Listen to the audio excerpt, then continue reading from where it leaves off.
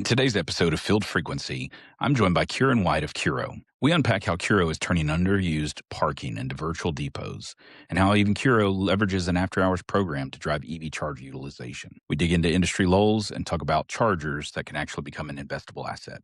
Let's get into it.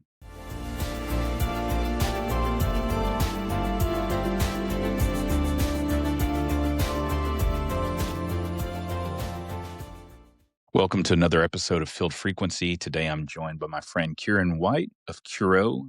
Kieran, so glad to have you today. Thanks for being on. Yeah, thank you for having me. Excited to be here. A big fan now that the episodes started coming out, so excited to be featured. Yeah, well, I'm glad that you were able to find some time to be featured. I know we've been connected in this space for quite some time, and I've always found what you're doing in the space compelling, the focus, the solutions that you're bringing to market, and just anxious to talk about it, and of course introduce it to the audience of Field Frequency and learn about the problems that you're solving in this wide world of EV here. Thanks for coming on, and from a kind of a just out the gate, want to start with origin and kind of mission and get your professional journey. What led you to found Curo? What problems were you solving for? What was the inspiration behind launching Curo? Just give us your story and give us the story of Curo. Yeah, absolutely. So my history, very briefly, is I finished high school, and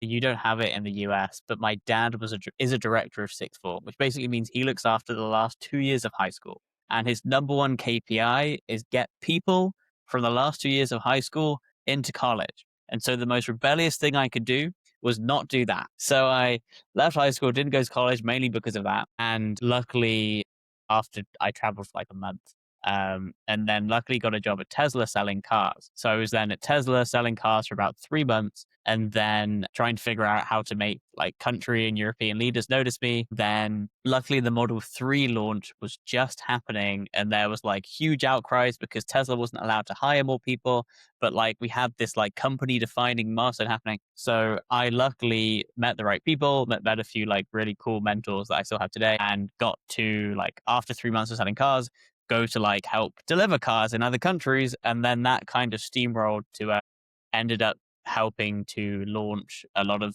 the country's logistical footprints when Model 3 would go into that country. So that was kind of the highest level of what I ended up doing over a couple of years. And the biggest problem we had was getting cars off of a boat, which were usually dead because they'd been on a boat from Fremont to Europe or the UK, charging them, which was quite difficult, and then keeping them charged before they got trucked out to their end location or driven to their end location sometimes. And so it would have been really nice in that moment to have rented the 50 chargers at the hotel next to us. So I was the fleet with the problem of charging that.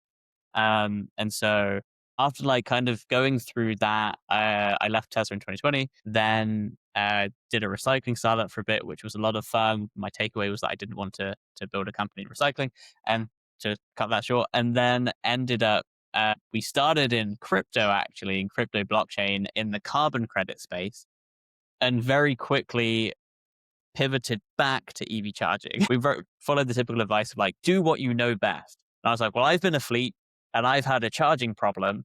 We should build that. And so that's kind of how Curo came to be. So that's a good background. And I think there's lots of data points. At least there's some great narratives out there about the best companies started from an experiential catalyst of someone seeing a problem, seeing a need, and coming out the gate ready to solve that problem and serve that need. So appreciate that background. And yeah, that's the recipe for success, is when you see a problem, you know what the solution is and what the solution could look like, and you action on it. So just in following your what you put out on LinkedIn, other places of commentary, kind of looking at things from an investable thesis and standpoint, you've called chargers an investable asset. We've heard you talk about that before, and so I'd like you to walk us through the core strategy behind what you mean by chargers being an investable asset, and how does revenue, how does contracts, risk allocation, all of the things associated with deploying chargers or operating chargers, what's that look like? Yeah, good question. I think we've always viewed it as, it feels like markets, especially in energy, when there's physical infrastructure going in the ground, that go through these very easy to see when zooming out milestones. And typically you go through, I think like data centers as an example, as it is at this point right now in the early stage, where you have early adopters who like it's an absolute struggle, but it needs to happen to get it to the next phase. Next phase is like, oh my God, it's the future. It's undeniable. Like we're supporting like the support from the government. Everyone's doing it, like go, go, go, go. And then it gets like the next step, which EV charging is now given lots environment changes like is at, which is okay, we've been through those changes, companies have come and gone, some have stayed, and like how do we make this like work? Because until this point it hasn't had to fully work. And our belief has always been you get to the point where offtake becomes the whole industry basically. And I think we had seen for quite a while that infrastructure was going in the ground and still goes in the ground with this approach that I'm going to go and put 50 L2s next to a gym, but people go to that gym so that those L2s will be profitable. And it's just, and I think that has led to this narrative, and L2 has a special place in my heart where L2, like we were talking to one of the bigger investment REITs the other day, and like to them, L2 is pointless, worthless, don't touch it. And it's kind of, I think, come to this narrative where DCFC, it kind of works like that because you go, okay, major highway, fast charger near the highway, enough EV chargers in the state, enough EVs in the state, people will use that. Kind of true, kind of not true. But without tying actual demand and usage to that, it's impossible. So I think we've always felt for a while that to make EV charging actually an investable asset class, that there's a lot of capital sitting on the sidelines that is ready to come into this space, even now, but need a business model to do that. And so to do that, they need contracted revenue. And the only way we saw to bring contracted revenue and make it investable is to contract a fleet to use those assets who have a regular cadence that they would otherwise be putting through their own infrastructure. But in a lot of cases, that doesn't make sense. So I think for a while, we felt that something like that, which is probably on the surface kind of clunky, it's software, but it's not real time. And there's like AI involved, but it's not, doesn't on the surface look incredibly sexy. But we always felt that that's how you solve the EV charging investable problem. It's just tie a contract to that charger, and then you have portfolios, and it gets kind of interesting. So I'll pause there, but that's kind of where we've always felt the industry goes. Well, I like the way you frame that up, and in the vein of product framing, and really just to look at EV charging, whether it's through the lens of DC fast charging or L2. Well, let me pause and first say I remember 2019 large companies talking about L2 as being something that would go away, and I never understood that. And I never agreed with it because I thought it was a miscalculation around the role of DC fast charging in the ecosystem of public charging or fleet charging. I mean, obviously, fleet charging and L2 or lower watt DC fast charging makes a lot of sense, especially for predictable fleet profiles and overnight parking. It just makes sense. I never understood nor agreed messaging around L2, was going to go away one day. So I like the way you frame that up. And in the vein of product framing, I've heard you talk about virtual depots and the concept behind that. And I guess, maybe you want to look at that not from public, charging context, but maybe from a fleet charging context and, kind of virtual depot, fleet charging and depot charging, talk through that. What you've meant by virtual depot. What's that mean? Yeah, and it's probably not the best term, but we've run with it. Virtual depot at a high level means that you have a depot that is not in one place, built by you, designed by you, owned and operated by you. And virtual basically means there are lots of them that you could use in a virtual manner because you can rent that and you don't have to own that.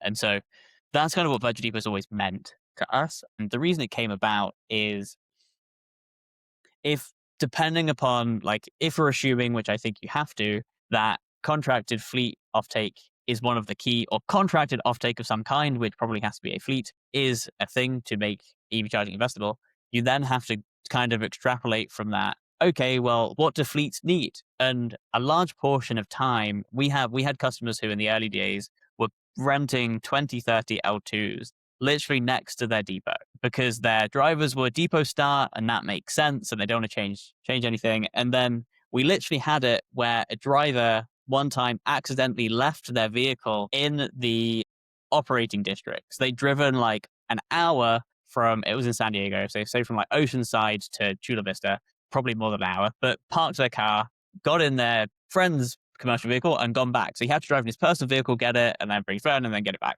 But that opened the fleet's eyes to, they could have their drivers commute to the operating domain. And because it's a virtual depot, it can be anywhere. So why wouldn't you put the vehicles where they're meant to be in the day and then have your drivers meet them versus take the vehicles back and forth and use time in their shift? And so that was just one of the examples where actually having a quote unquote virtual depot becomes much more than it just being an EV charging site.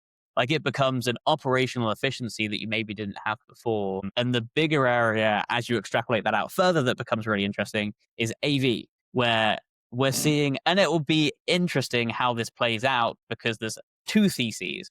One, which is that you need a large hyperscale, like numerous megawatt depot that has cleaning, staff on site, everyone is there to maintain that fleet. And you need that to be centralized because it probably doesn't make financial sense to scatter that around. But your vehicles are optimally used probably where you can't build that. Like they're probably in a metropolitan area and they're probably having to drive out like your Waymo in South San Francisco to San Francisco. And so you end up in this interesting place where for an AV fleet, it makes optimal sense to be distributed in a virtual manner versus come back centrally. And so it's just how you kind of maintain those operations. And that's kind of why I've always felt virtual depot is quite important, is that if you can actually enable a fleet to operate in a distributed manner, not at hyperscale, because regardless of what size your fleet is, you don't need hyperscale if you're distributed, no matter if you're a Waymo, no matter if you're like a 10 van fleet. So we've always felt that premise is quite important. Yeah. And just to double click on something you said from the perspective of those who may be conflating AV and EV or may not know what AV stands for. Obviously, that's autonomous vehicles. And you listed one of those rideshare brands. I guess rideshare, is that the appropriate term for Waymo? Was that fall in to concept of rideshare? Because you're not really sharing a ride. I guess you are with an autonomous vehicle. Robo But taxi, maybe some yeah. taxi that is maybe not shared but might be. Yeah, that's true. That's true. Robotaxi sounds a lot better, but yeah, I always double click on the acronyms. They get thrown around a lot in the field frequency universe, and I just always wanted to double click on the acronyms for folks who may not know what we're talking about. But yeah, but no, I appreciate that, and I appreciate the way you kind of laid that out in terms of charging infrastructure, where it went versus where it needed to be, and what the operational flow of that looks like. I mean, when you look at fleet charging, deep public charging, any kind of charging destination early on, the legacy sites were kind of put where they could go versus where they needed to go. And it was all about convenience. It was about easy access to energy, upstream electrical power, et cetera. So many things. There's so many stories behind how a charging destination came to be, but not all of them were necessarily forward thinking in terms of it was like, hey, here's a spot, let's put it in. Whereas today, EV charging sites, there's a lot more intention, a lot more design into that. But site sourcing obviously is what you're touching on. And when Curo's looking for customers, looking for partners, looking for someone to leverage your solution with, how do you find and qualify site hosts? What's a good site host? Who's the optimal customer to Curo? That's a great question. On the supply side, which is those who own and operate parking and charging, the best feedback and the sites that have expanded the quickest, where a fleet has started and they've gone from 6 to 30 vehicles, 40, 50, is where the host is hands-on, which I wasn't expecting. So fleet is optimally happy when their drivers have a direct relationship with the person who is on site every day. They see them when they get in the morning, they have a quick chat, like they're on first name basis, they have each other's phone numbers, like that is the experience that, as if you're a commercial fleet and you're trusting your vehicles on a third party site, that is when that experience becomes really trustworthy. It's your drivers who are going there trust the person that they will see.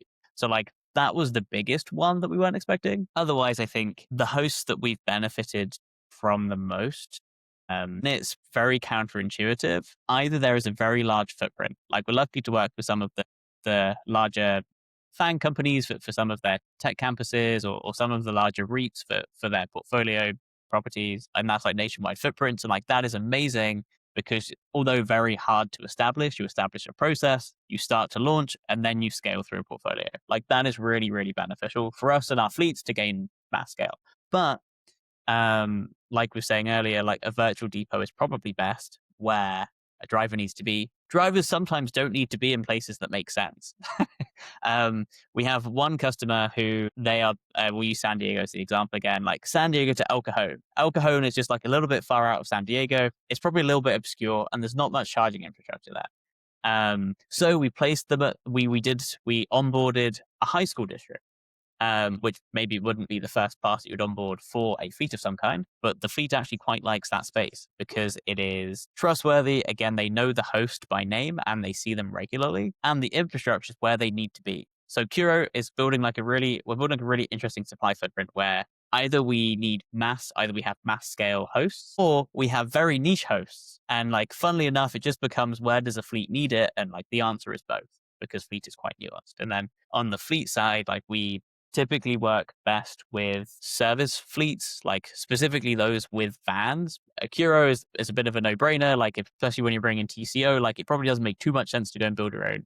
Like we believe it's currently getting to a point where like that is really beneficial. We're just starting to like dip our toe in fast charging. So we've started to do a few slightly larger scale, like 5 to 15 DCFC ports. Which has been kind of interesting because that is then like against the virtual depot premise, not like as narrow scale as we would typically do, sprinkled across a bunch of areas, but sometimes it's what that fleet needs because like it's very strategically located right next to a metropolitan area that they need to be in. So we've kind of ended up with those two buckets on the fleet side, and then on the site side, I would say counterintuitively either huge with a lot of footprint or very niche. We like both. I specifically like talking to the niche site hosts. The high school district has been good fun. Well, and I could see how the niche segment would be compelling to you, and you would be compelling to them because obviously the utilization is a driver for all sites. Obviously, ROI on a fleet charging site's a little different because it's tied to operations, it's tied to the vehicles, fueling infrastructure, or fueling and their fuel and access to fuel and success in that, of course, ties to what they're doing, the people and or product that they're moving from point A to point B. So utilization's key, but then on the public side, especially in a niche segment, utilization is what's driving the ROI on deploying the chargers in the first place. And then of course uptime. I'm sure we'll talk about uptime as well, but looking at utilization are looking for the right levers to pull, whether it's pricing and other, telemetry, scheduling, whatever the needs of the fleet. And of course, the niche sites can help you, or you help them find what levers move things in the right direction. And so what does that look like? What are those tactical levers that you're looking to leverage to be attractive to those niche providers? Great question. I think for our fleets, like you said very well, like the trade-off is location or price. Typically price is cheaper where location is less optimal. Although in the niche cases, like that's probably less true. Like if it's more niche, it's probably more optimal. On our host side, it becomes a really interesting challenge that we've been navigating recently where, and this is my ego talking, and there's definitely some in the market who have done this and have paved the way. But I think in essence, we are probably one of the few people trying to lease existing infrastructure at like scale. And so we're having very interesting discussions of like, how do we price the lost utilization on like 5 fast chargers at a hotel? And like the historic version of that is a utilization minimum. But then, like you said, like how do you then bundle in all of these different things that like structure a package in a way that accounts for all of the things they've signed in the past, and it has their uptime requirement they've already given, but then like whilst it's used for something different. So I think we're navigating that probably case by case in the fast charging scenario, trying to find some uniform package. But yeah, I would say like it very much depends where if our host is the charging operator, for example, and they have already put in those charges, they were directly tied to a model to where they need their money out in 5 years. And like, that's how they've gotten their money from their LPs and like everything's very structured. Like that is a structured deal that probably is very cookie cutter. Where it becomes fun is like with the high school district and like, how do you price something? And a lot of the parking, I'm a parking geek. A lot of the parking tech companies, like shout out Air Garage, I was reading some of their stuff. Like they have gone through this exact thing too, where like, how do you price something where there was no price until now? And like, that's something we go through quite regularly is like, this is, hey, site host, this is your commercial average. Like, this is what we've seen in the area. This is why we think you are worth more, because it's gated and you have 24/7 man site and there's lighting, and like bringing all of those intangibles together that like build a package that a fleet would pay for versus not. So we've kind of gone through a lot of iteration with pricing. We've kind of come to like these are the 5-6 levers that a fleet will pull, and vice versa. This is how we can pay a site host more. If, random example, hey, parking garage owner, you want to host an AV fleet? Great. Your on ramp is too steep. You could get a ton more money, like if that changed. And so like things like that we've ended up having to work in. As you work through that scenario, I thought of a particular utility that was municipal owned. And this was several years ago, and I had sold them, call it 30 level 2 chargers. And 90% of those chargers were for employees. And it was really employee charging. And there was a couple, maybe 4, 5 that were, so maybe it was 5%, that were there, or rather, yeah, I'm trying to think of the percentage, but let's just call it for easy math. There was 2 chargers there that were kind of gated and were specific for fleet. But for the most part, these chargers were distributed out through a multi-story parking garage. And, while I was thankful to sell the chargers, I was thankful to be a part of the project. I was thankful for all of that. I was like thinking, what about utilization for all of this? What is justifying this cost? Now, obviously, this was all a part of the original design, and that was all factored in. But what about utilization? So I was thinking, about that in the framework of what you described. Like, to me, those are probably well underutilized chargers, because we know they're sitting on Saturday and Sunday when the utility's closed, at least the majority of the staff that would be there for that. And so taking that as an example, and then maybe looking at the economic comparison between deploying chargers and what ROI or purpose looks like for that, and then that virtual depot model that you're leveraging. So like in that example, I would think that Curo would be an optimal solution for that particular site, because there's all these chargers and they're in well-lit, secured areas, but they're just sitting after hours and on weekends. That would be a site optimally to be for an optimal repurposing for the Curo solution. So how do you work through that narrative between the economic comparison of, well, we're just going to put in chargers, we're just going to deploy the chargers, versus, no, consider the virtual depot model? And I like that name, by the way, virtual depot. So stay with it. Approved. We like it. Yeah, and it's been we're starting to get earlier and earlier in the development conversation. But another time we see that quite regularly is when it's been grant funded of sorts. To where like LA is a prime example. There's like so many 40, 52 pockets in these like very obscure parking garages sprinkled throughout LA that have just above 0% utilization. Like it's criminally low. And like that becomes the time where, and we've played with this a lot internally. I think we work really well when we're getting tied into development conversations, because typically when we go through an existing, like the 30 charges that were put in for employee use, typically the CPO has to sign an addendum with the site host, and like it's typically quite straightforward, but it might take like a month. Whereas and this is something we've actually worked through with a few of our like closer CPO partners, where you're doing a deal and installing, have like a virtual depot clause. And it's kind of like we don't need an addendum. If this becomes a use case, we can do it tomorrow. Like that's something that we've started working into contracts more that has been really interesting. So that's kind of where we are trying to set up for success in that, where I'm putting in 30 charges, it's X amount. Usually the developer or CPO will come to us and say, they don't like X amount. What can we like tell them that we can get it down to? And it's like, okay, we can utilize 25 of those tomorrow, and this is what we would pay. And so we've been trying to figure out models like, maybe stepping outside of the world of fleet. And of course, if you want that lead on that municipality owned utility, you just let me know and I'll point you in that direction, because I'm sure, like you said, that there's probably zero utilization, and really just thinking on this, I'm assuming that the networks that these chargers reside on, they kind of put them behind the fence, even if maybe they are publicly accessible, because that would drive down their utilization numbers, or it would kind of obscure some things with these charges. I don't know. Maybe they're not tracking that. Maybe they just care about the subscription. As long as that's being paid, who cares? I don't know. But It's the Yeah. subscription and the grant funding. Like we see some developers who like, you don't blame them. This is a very interesting business model, especially when grant funding was more readily available, where you take the grant, you build in like upside on the grant alone. So you've now paid back costs, and then anything on the charges is up. And like that becomes a really, we've never liked that model at Curo. Neither have we priced things in such a way, because it becomes really obscure, where like developers and operators are now incentivized to just build the thing, but not like use it right. And like, that's kind of what I mean. Like, in the market, in the cycle of this market, we are just getting to the point where that probably doesn't make sense anymore.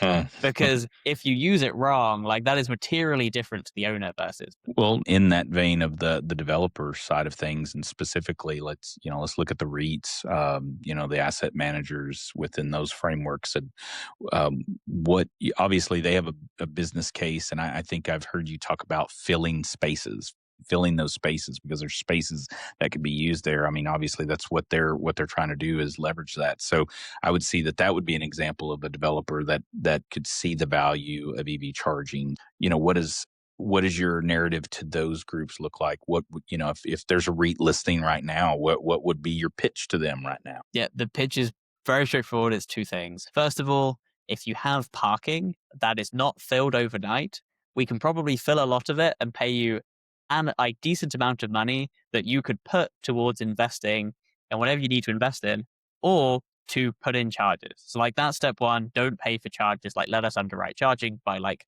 normal non-EV fleet use. Like, that's very easy, and we've started doing that a few different times. On the other side, it becomes a really interesting. I mentioned like we had we were very lucky to work closely with one of the larger tech companies for their campuses, and they came to us basically because they were like, the money you can make us, although sizable for our specific team, for the large like big five tech company, doesn't make a difference. But if we have a business model that we can justify to each business unit, to where we're not only putting in charging to like maximize for our employee satisfaction or like making things work well, but we have a business model to where we actually make money on it, and our team sustains itself and it can grow.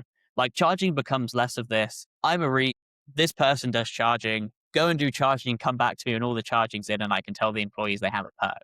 No, like, make it a sustainable business unit of your overall portfolio and not just like a hobby. That's kind of where we end up adding value. So I like, those would be the two things that we've always seen with REITs, is like, it makes things like buys investable assets, like maybe install investable assets yourself and not treat it like an afterthought. I think we see that we can add value there. Well, if just to simplify it, what I heard you say was monetize parking spaces. If I had a parking space that's there unused and it's not making me money, or if there's a way to enhance that parking space's ability to make money, monetize that parking space. The thing that stood out to me, if I was in that place where I had that parking lot, you said something. You said underwrite. Let us underwrite, because that's one of the barriers to entry. Is like, they understand we can put in chargers, but the barrier to entry is the deployment cost, is the operational cost, the knowledge base that goes along with deploying chargers. What is all involved with that? Who deals with the utility? Who owns this? Who's paying for the electricity? How do I sell that electricity, access to that parking space, access to that charger, and make money? Or is it an ROI that's so far away? So Curo is doing the heavy lifting on that, and the underwriting part is what I'm double clicking on here, because that's looking at it from a different lens versus what you said. Let's just go put it in and figure it out, and come back and tell me what utilization works, and then we'll call it a successful project. No, it's about intention on the front end. Yeah, thank you for summarizing that. Like, basically, we are saying Curo is a business in a box for you to monetize parking. And if EV charging is included, great, you'll make more money. If it's not, we can probably help you put it in cheaper. So that's always been our goal with like large portfolios. So yeah, that's very, very well summarized. Well, I'll take a stipend for that little sales narrative. Jason, every sale from this podcast goes for Jason. Well, I know we've talked about the virtual depot, the solutions Curo is bringing to market in the EV space, but let's kind of zoom out and let's talk about market headwinds, because there's plenty to Mm. talk about in that context. The industry, of course, is seeing some lulls, as you referred to earlier. We obviously have seen and will see more consolidation. That comes up in so many conversations that I have within this space, is consolidations, what that's going to look like, what survival to certain types of EV companies look like. But we've already seen that. And so, from your perspective, where you're working within the space, what are the undercurrents that you're watching? What's on your radar, and how is Curo positioned to navigate through them? Great question. It's the biggest question we get asked specifically by our investors. You have pro and con for Curo. Pro is that, well, okay, we'll start with con actually, so that's easier. Con is the biggest change for our business is that California and a few other states removed the penalty if you don't electrify your fleet on the timeline that they have set. And that was damaging for us, transparently, because although our fleet customers and those who we were bringing on board are still electrifying, they're electrifying slower. That penalty drove a lot of electrification very quickly, which is great. So that is one case. On the pro that creates, you have fleet customers who are still electrifying their fleet because, like, our core belief is, like, especially for light duty, financially makes sense that when you're infleeting a vehicle, it might as well be EV. And this might be debatable. Less commitment to it in the short term. Long term, like all of our customers have said, like, administrations come and go. This probably remains as something that makes a lot of sense. And so you have a customer who, in the short term, wants to invest less in an asset class that they are already investing in, i.e., putting in charging. And so for Curo, we become very attractive to continue electrifying a fleet without the uplift of installing chargers and managing a depot and like all of the stuff that you mentioned that comes with that. So that benefits us and has quite a bit. On the flip side, the other pro we're taking from this and why we're kind of setting ourselves up for success, we think, is that it's now grants are coming back, which is nice, but at a high level, there is less publicly available funding, we think we've seen, to install chargers. And so with that, like you said at the start of the podcast, you need to make things investable. And we believe that Curo is one of the only ways within market today to contract and make an EV charging station investable. And in a lot of cases, now that this is like a part of the market that is heating up, sellable. So you are now selling a charging site and a charging store to another party. And like that becomes very interesting with the fleet object involved. So Curo now, we think, plays this really interesting role where we connect those dots. The other side that I think we mentioned at the start of the podcast, we have our site hosts who have parking and our fleets who have ICE vehicles, normal combustion engine, non-EV cars. And so we play this nice role where we have EV demand and non-EV demand, same from both sides. And we kind of are helping to play a bigger role, we like to think, in development and driving where we know there is fleet demand, but there are no sites, or vice versa. We have a lot of sites here, but less fleet demand. We can now drive both our customer who has gas vehicles to electrify in the right direction and location, and vice versa. We can help developers and like REITs and people who are putting in charging to electrify that portion of their portfolio in a lens where we have fleet demand that is unfulfilled. So we've kind of found ourselves playing this interesting coordinator role that we have remained excited about through the kind of headwinds. I'll pause there, but that's kind of been what we've seen. Yeah. Well, you captured a very real time example of how a headwind can just shift decisions, and it kind of peels back the layers of where people's real motivations are for deploying chargers or buying clean technology or whatever. To your point, you alluded to how the state somewhat de-incentivized folks from deploying chargers because the timing was changed, or how did you frame it? You see, basically the requirement to deploy chargers or maybe deploy infrastructure for chargers was kind of peeled back. And so that was an example of those that world. And that tells you the true motivations. They don't, they're doing it by being compelled versus by seeing the strategy behind it. And I think if you kind of dig into the strategy behind it and the value of it from an operational standpoint or a monetization standpoint, that's kind of exposing what the real motivations are.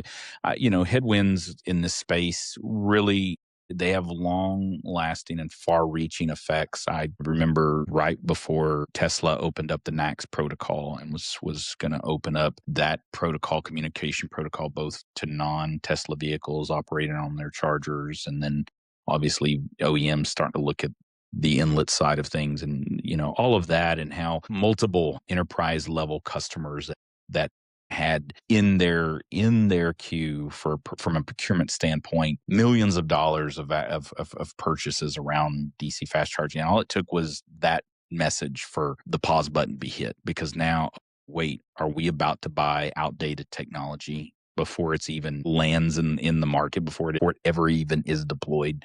And so just one shift in the headwind, just one message, just one change can just cause all these pivot points. And it signals the immaturity of the industry, but it also shows where folks really are at. I think about funding, whether it was back in the day when it was VW money going out to incentivize the deployment of Yeah. chargers or NEVI and all that. And it's like people apply for it and then they get approved, and it's like, oh, well, I really got to do this now, and then they don't do it. Yeah. Texas. I was having this conversation with someone recently that Texas was had one of the highest percentages of folks apply for VW money. Companies apply for VW money to deploy chargers, be approved, and then still not take the money, still not do it, still not use the money. Yeah, well, I've appreciated this conversation. Thanks for all that you've shared. Kind of as we get ready to wrap up here, forward looking, kind of future vision state of you and Curo, looking 3 to 5 years out. Where do you see Curo sitting in the ecosystem, and what does success look like for Curo by 2030? What's that look like? Yeah. I think how we think about it is that the biggest value I think that we can uniquely add to the space is figuring out, as we've been doing, how to play coordinator at scale between fleet, real estate owner, developer, and investor. Yeah. And I think success for us by 2030 would be, how have we have united those three parties. Charging now goes exactly where it needs to be and is multi-use from the start. And I think if we could enact that, Curo will be very successful. Like, that's the goal. But I think we will have added a lot of value to a mission that we hope we can further, which is just the US's EV charging market. Like, that is a big gap that we think needs to be filled to mature. And so that's kind of been our big North Star and where we hope to continue pushing towards. So yeah, that's the goal. And maybe I'll have a house. That would be nice. Maybe Curo will do so well that I'll buy a house. By 2030, who knows? We'll see. Well, where are you buying that house? You buying it in California, or are you buying it in Texas? Because that's the destination to that place may take longer than others. Yeah, this is something as a Brit I'm starting to understand. A San Francisco house. I've said it here first. We'll have a San Francisco house. All right there. Well, we know where the bar is at. We know where your goalpost is. Okay. So that's good. Well, it's been great having you on the show today. For those that want to connect with you directly, for those that want to follow what you're doing in the space, for those that may have heard about the problems that you're solving for and the solutions that you're bringing to market, how could someone connect with you? Oh yeah, LinkedIn is the best place. I always check DMs. Will always respond. My email is my first name at curocharging.com. Very straightforward. So yeah, the team is very eager both to onboard new hosts. We have a lot of fleets looking for space, and vice versa. We've just reached the point where we have hosts looking for fleets. So really exciting time to connect with us. So yeah, we'd love to chat to both sides. Well, thank you for being on Field Frequency. It's been a great time talking. Thank you. Yeah, thank you for having me.